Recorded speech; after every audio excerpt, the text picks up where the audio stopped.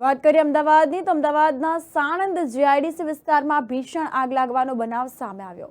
Sanand GIDC વિસ્તારમાં આવેલ Terra કેબલમાં રાખવામાં આવેલ રિજેક્ટેડ રેફ્રિજરેટરના વિપુલ જથ્થામાં તથા અન્ય ભંગારમાં ભીષણ આગ લાગવાનો બનાવ સામે આવ્યો છે। તો કોઈ જાનહાનિના સમાચાર સામે નથી આવ્યા। આગનું કારણ હજુ અકબંધ છે। કારણ શું છે તે સામે નથી આવ્યું।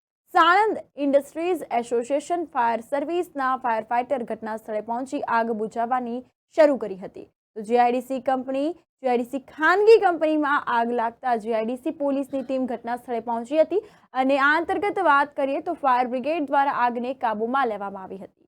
તો વાત કરવામાં આવે તો દ્રશ્યો પર સ્પષ્ટપણે આપ જોઈ શકો છો કે ભીષણ આગ લાગી છે।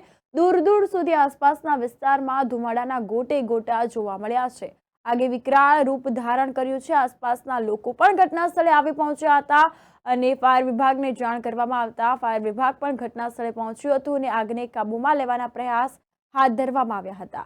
આ અંતર્ગત આગ લાગવાનું કારણ શું છે તે સામે નથી આવ્યું। કારણ હજુ અકબંધ છે। આ અંગે તપાસ ચાલુ છે। પોલીસ પણ ઘટના સ્થળે પહોંચી હતી અને આ અંગે વધુ તપાસનો ધમધમાટ શરૂ કરવામાં આવ્યો હતો।